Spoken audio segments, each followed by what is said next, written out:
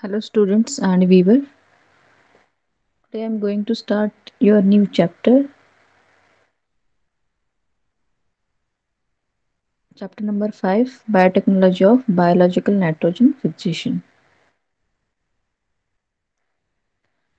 So, these are points under this chapter: non symbiotic nitrogen fixation, diazotropes and their ecology, spatial features of diazotropes, mechanism of nitrogen fixation, nitrogenase and hydrogenase enzyme, then symbiotic nitrogen fixation, factors affecting and mechanism of symbiotic interfixation, genetics of diazotropes, that is node genes and NIF genes, and biofertilizers, all these biofertilizers. So these points you must have to learn under this chapter. Now my question is, how much of nitrogen is present in the environment? So our answer is, let me take pen. So in the environment we have total 78% of nitrogen. Then see, this is the very I can say high amount of nitrogen is present in the air. Then why we are unable to fix this nitrogen? Why there is need to fix nitrogen? These are a few questions arise in your mind or everybody's mind. Why there is need to fix such a nitrogen being it is present in a higher amount? Then again same question I have uh, explained you right now. Why there is need to fix atmospheric nitrogen? Because see here, we have this nitrogen in which is joined with triple bond n, triple bond n, right? So we are writing nitrogen as n2. This is we are writing as a nitrogen, right? So this nitrogen is very stable, or we can say this nitrogen is very inert gas. And this nitrogen, as it is very stable, we are unable to break this triple bond between this nitrogen atom. And here hence we have to fix this nitrogen, and then one can utilize this atmospheric nitrogen. Okay, so why there is need to fix atmospheric nitrogen? Why it is need? Because nitrogen, it is in a stable form, it is a inert gas. Nitrogen atom, they are joined together with the triple bond, and we are unable to break, we human being unable to break this triple bond between the nitrogen atom, and hence we have to convert this nitrogen into a usable form. For example, usable form is nothing but what our ammonia form, NH3, that is ammonia, or we have to convert nitrogen into NO2. NO2, that is nothing but nitrite, nitrite, okay, and if not, that have to convert into a NO3 form. So these three forms are usable form, means in any one of these form we can use this nitrogen. We can't take nitrogen as it is. We can't take nitrogen as it is from the atmosphere, and hence nitrogen should convert, this nitrogen should convert into these forms, any of these forms, and hence we need to fix this atmospheric nitrogen, being it is in 78 percentage. Now my next question is, who is doing this fixation? Yes, we human being or any other organism, right? Human being, that is we people, we are now have very advanced techniques with us, and brain of the human being is advanced one rather than rest of the animals. So why we are not able to fix this nitrogen, right? Or who is doing exactly this fixation? So my answer is, this fixation is done by small microorganisms. Who? Small microorganisms which are present in the air, as well as some microorganisms they are present with the symbiotic relationship with the plants. So this microorganism this has ability to fix the atmospheric nitrogen. What kind of techniques, what kind of technology they has to fix this atmospheric nitrogen? So these technologies, which kind of enzymes they has and how they are doing this fixation of nitrogen, this whole phenomenon, this whole entire things we are going to learn in a in our coming points. So, who is doing this fixation? Small microorganisms. For example, bacteria or algae. They are fixing this atmospheric nitrogen because they has the enzymes to fix this nitrogen. Now, so nitrogen fixation they takes place by means of two ways. See, this is the first way, abiotic, and this is the second way, that is biotic nitrogen fixation. So in a abiotic, there are again the two ways to fix this nitrogen. So first is atmospheric nitrogen fixation. So how atmospheric nitrogen fixation takes place? So with the help of thunder and electric discharge, this atmospheric nitrogen is getting fixed. So now with the help of these thunder and electric discharge is nothing but what? Lightning, right? So during lightning, what happens? During lightning, the enormous energy of lightning breaks these nitrogen molecules, and they hence the nitrogen molecules into they are separated into a single nitrogen atom, and this nitrogen atom they combined with O2, that is oxygen, right? So this nitrogen atom, when it combines with this O2, that is going to form the N2O. So this N2O is nothing but what? Nitrogen oxide. And when this nitrogen oxide they combines with the rain, that combines with the rain, or this nitrogen oxide it is going to dissolve in the rain, and hence they are going to form further into a nitrates, that is NO3. So before to form this NO3, N2O get converted into NO2 nitrites, and then these, sorry, let me take eraser. So this NO2 nitrite, then nitrite converts into nitrates, NO3. So likewise, with the help of lightning, the nitrogen is getting converted into nitrogen oxide, then nitrites, and then nitrates. So likewise, this atmospheric nitrogen fixation takes place. Now, how industrially this nitrogen fixation takes place? Yes, we know that this is not under our syllabus, but yes, being a botany student, we must know how the this rest of these nitrogen fixation techniques, and this is very simple technique to remember. So how industrially this nitrogen fixation takes place? So in a industry, higher amount of pressure is applied. See, first thing is what? Pressure. Then second thing they applied is high temperature. So here high temperature is nothing but what? About 600 degrees Celsius. See how much of temperature is this? So this temperature is what? 600 degrees Celsius.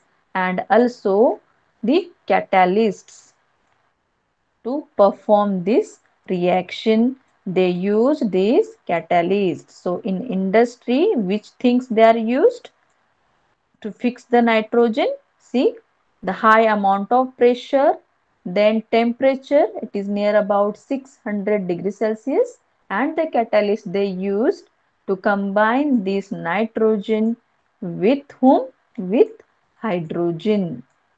Okay, this nitrogen combines with hydrogen and it going to form NH3. So chemically we are not going to balance this equation. Okay, just remember the nitrogen, it combines with the hydrogen and it's going to form NH3, that is nothing but ammonia, and this ammonia further it is utilized as biofertilizer. This ammonia, it is utilized as biofertilizer, as well as ammonia that is further utilized in a various industries to form rest of the alcoholic uh, chemicals. So here just remember, in an atmospheric condition that is converted into a nitrogenous compound, and nitrogenous compound it's getting converted into nitrite and then it is nitrate. And in a industrial way, this nitrogen combines with the hydrogen to form ammonia, and further this ammonia it is utilized as a biofertilizer. And now the main thing is come to our main thing, that is biotic nitrogen fixation. So this part, let me take another. So this main part is our syllabus. This is in our syllabus. This main part we are going to study. So biotic nitrogen fixation takes place by asymbiotic way and symbiotic way. So in a asymbiotic means what? There is no any mutual relationship between the two organisms. That is nothing but a microorganism with the plant. And in this case, in a asymbiotic way, these three things, that is anaerobic bacteria, aerobic bacteria, and cyanobacteria, they helps to fix the nitrogen asymbiotically. Whereas in a symbiotically, these root nodule as well as stem nodule, that is rhizobium, which is there in the root, and hence it is root nodule bacteria, and the stem nodule bacteria, that is azorhizobium, they are going to fix this atmospheric nitrogen.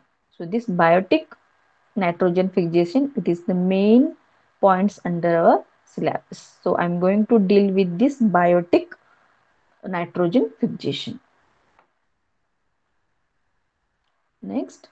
So see, nitrogen fixation, as I said right now, we have to learn non-symbiotic or asymbiotic nitrogen fixation and symbiotic nitrogen fixation. So in a non-symbiotic nitrogen fixation, what the points you have to cover, we have to cover. So this is diazotropes, ecology of diazotropes, special features of diazotropes, non-symbiotic entofixation and ammonia fixation. These are the 4 points under this non-symbiotic entofixation. Whereas in the symbiotic, this is the 4 point you have to learn in detail. See, these points are, you are looking with this point very simple, but this is again we can say a very small topics under this main chapter. So establishment of symbiosis, factors, which factors they are affecting for the nodal development, mechanism of entofixation in root nodules, and which kind of energy and oxygen relationships are there which are helping for symbiotic associations. So here all these points we are going to learn in detail. So now what is this biological nitrogen fixation or diazotropy? So now see, the phenomenon of fixation of atmospheric nitrogen by biological means is known as biological nitrogen fixation. Means what? Atmospheric nitrogen, they are fixed by microorganism, or we can say a biological means what? The microorganism which are related to plants, and this phenomenon is known as biological nitrogen fixation. Or what is this diazotropy? So diazotropy is nothing but it's the another name of biological nitrogen fixation. Now what is this diazotropes? So diazotropes is nothing but what? These are the microorganisms which are helping to fix the nitrogen. Okay, so please do remember, it's not another any difficult or any other term. So diazotropes, they are nothing but the microorganism which helps to fix the nitrogen. They are called as diazotropes. So diazotropes may be freely available in the air. They may be present. Uh, they may be present with the plants, that is with symbiotic relationship with the plants, uh, or they are nearby the plants. Okay, within the plants, nearby the plants, or they are freely available within the air. So diazotropes are these.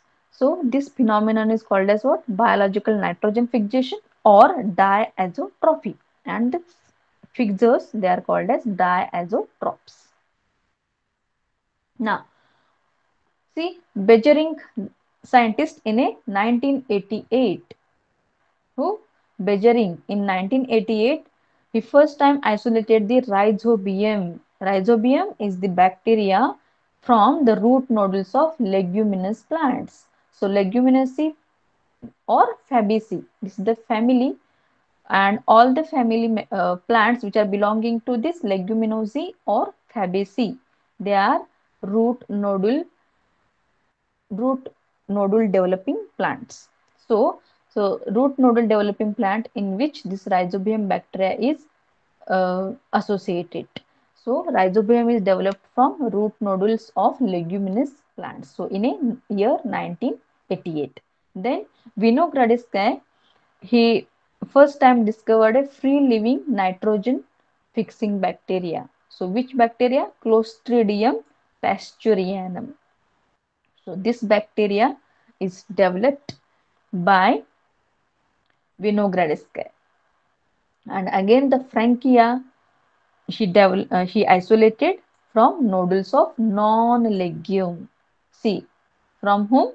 From non-legume plants. So Clostridium and Frankia, they are developed from non-legume plants, whereas Rhizobium, it is developed from leguminous plants.